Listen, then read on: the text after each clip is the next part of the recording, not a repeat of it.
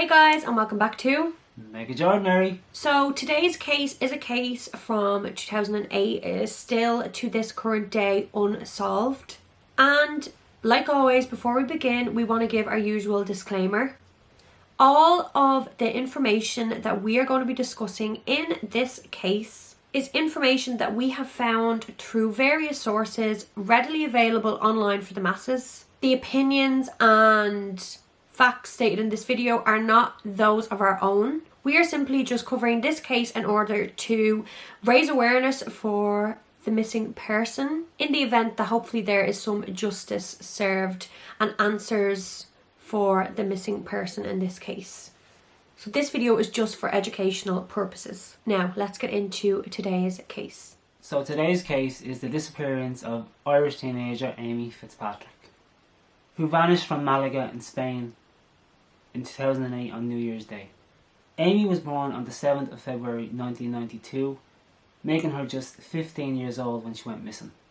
Amy was originally from Clare Hall, Dublin, Ireland, but moved to Spain in 2004 with her mother Audrey, her brother Dean and her stepfather Dave Mann.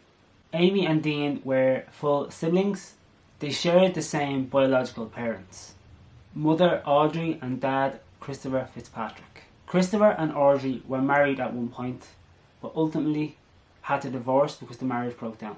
Amy had been in Spain for 4 years before her disappearance, so ultimately she had built a life over there. She had friends, she was attending school, but what we now know is Amy was actually never happy in Spain, and she expressed on numerous occasions how she wanted to return to Dublin to live with her father Christopher. In the year before her disappearance, Amy was absent quite a bit from school. It seemed to be like she was rebelling, as most young teenagers do. And in Amy's journal, her diary that was obtained by the police after her disappearance, there were excerpts in which she wrote that she hadn't showered in 2 years and that she has to do more shopping in the bins. Now, the shopping in the bins, people think that it's a reference to the fact that Amy may have been sleeping rough at some points and been sleeping on the streets. But the not showering in 2 years, that could also be seen as an over-exaggeration.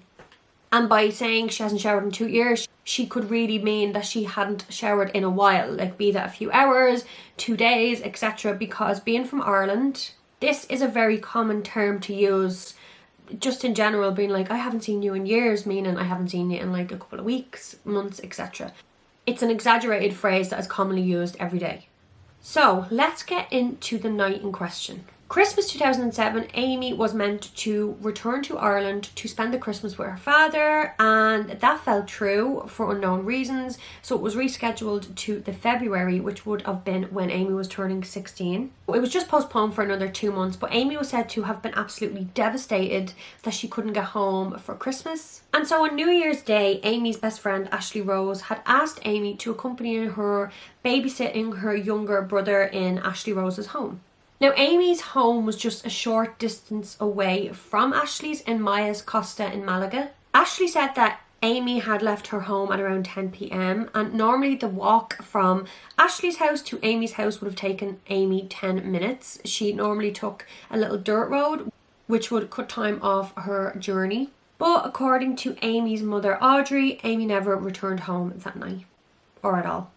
Ashley said before Amy left, they had planned to see each other the following day and meet at around 3 p.m. She also said that Amy had a big bag of stuff with her because she had stayed the night before, so she had all her pyjamas and her clothes in that bag. Another key detail that Ashley mentioned is that Amy had her Irish pink Nokia phone with her. Now, this phone was an Irish phone and she had no credit on it, so she couldn't make any calls or texts on it, but she had all her contacts logged into it, and she would just use it to listen to music.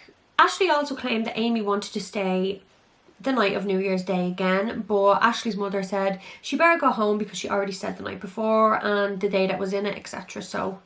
But Ashley and her mother say that Amy always expressed how much she didn't want to go home and her strong dislike for her stepfather Dave Mann. Amy was not reported missing until 2 days later, on January 3rd, by her mother. A search involving hundreds of people ensued, but was unsuccessful. Amy had vanished without a trace. So let's talk theories behind Amy's disappearance. Now, unconfirmed sightings of Amy place her at a local bar around 1 hour 30 minutes after she left Ashley's house. Amy expressed how much she hated going home, so it's possible she went to a bar to avoid it for as long as possible. Although she was 15, bars in Europe are more lenient, so it wouldn't really be a strange occurrence to see a 15-year-old in a bar, especially in Malaga, as it's a holiday destination for many tourists. So we're left wondering, did Amy meet someone at this bar? In August 2008, the home of Audrey and Dave's family lawyer was burgled, and the laptop used in the search for Amy was stolen. This is very peculiar. Authorities believe that it was in direct relation to Amy's disappearance, as no other items, more valuable items, had been taken. Now remember, Ashley Rose said, and remains to this day adamant, that Amy had her pink Nokia phone with her when she accompanied Ashley Rose babysitting and when Amy left to go home. On the 16th of May 2008, Audrey and Dave appeared on the Irish prime time Friday night TV talk show, The Late Late Show. They were being interviewed by the host at the time, Pat Kenny, and during this interview, Pat Kenny took out the pink Nokia phone, presented it to Audrey and said she didn't have it with her, ? So he was asking her, she didn't have the phone with her. To which Audrey replied, quote, "No, she forgot it, which is nothing unusual. That's why I say I leave the back door open, because she always forgets her keys as well. The phone was under her clothes on her bed." Now this is obviously very conflicting. How did the phone get back to the property that night if Amy didn't return home? Was Ashley mistaken? But Ashley's mother also insists that she witnessed Amy with that pink Nokia phone at her home, as Amy had used Ashley's house phone to call her mother and got her mother's phone number out of her pink Nokia phone. It came to light that just 1 year after Amy had arrived in Spain, in 2005, a letter was sent to the Irish Embassy in Madrid by one of Amy's friends' mothers expressing concerns for Amy's welfare. The woman wrote, quote, "It is probable that she will disappear. Amy is scared for her safety. We need something in writing. We have pleaded with the embassy." As far as we know, nothing was ever done with this intel by the Irish Embassy. When this came to light about this letter after Amy's disappearance, Audrey branded this particular mother, quote, "a head case." It must have been a really, really concerning situation for a mother to write to the Irish Embassy about a child's welfare. Just saying. Some people speculated that Amy may have ran away, but authorities ruled this out almost instantly because Amy had no money with her. She didn't have any friends in Spain apart from Ashley Rose and their small circle. Amy also didn't have her passport with her, so it's highly unlikely that she ran away. Now, as recently as August 2021, this present year, it came to light that Amy regularly visited the home of a man that was later jailed for child sex abuse. It's believed that the visits Amy made to this house took place in the year prior to her disappearance. And it's also understood that she would go there with one of her friends, but this friend was not Ashley Rose, the girl that we have been speaking about constantly. Allegedly, the man was very well known in the British-Irish community of the Costa del Sol.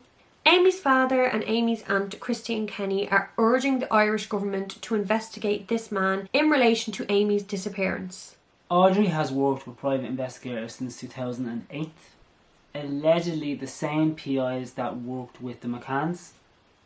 She claims they ended up broke over funding this and said they ventured all over Europe meeting various authority figures.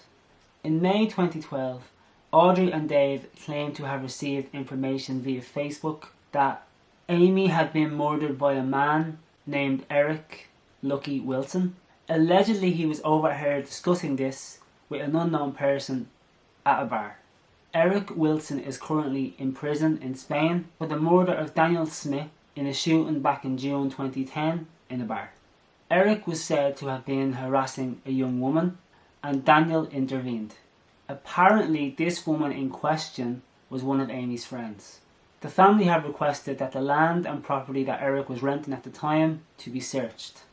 Unfortunately, nothing has been done about this so far. In 2013, another tragedy befell the family. Dave Matton and Audrey had moved back to Dublin a few years after Amy's disappearance.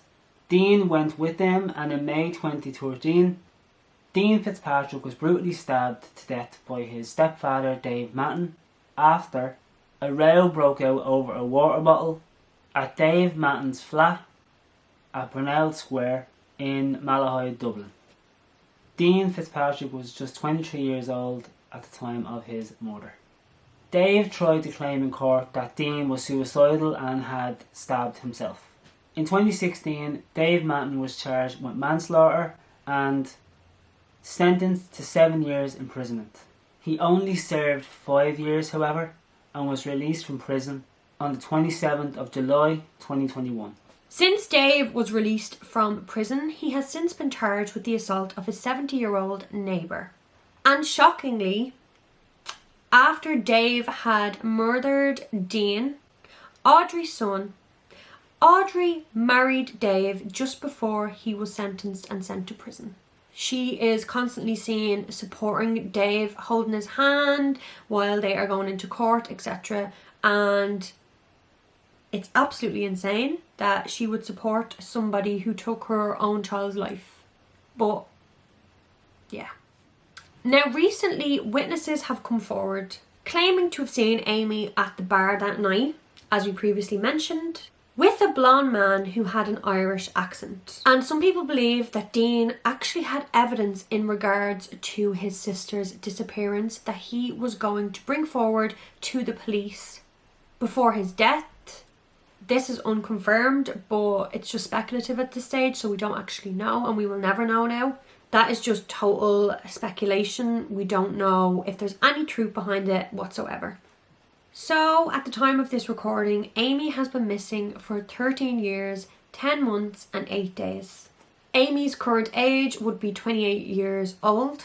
We are going to link a petition below that Amy's father and aunt have organised in order to get Amy's case reopened and re-looked at with all these new leads. Also, all of our sources that we have obtained this information from will be linked below too. So we would love to hear what you think about this case down below in the comment section. So if you liked this video, please give it a big thumbs up. Don't forget to hit that subscribe button. And last but not least, please turn on that little notification bell to be notified for all videos going forward. Thanks guys. Over and out. Bye.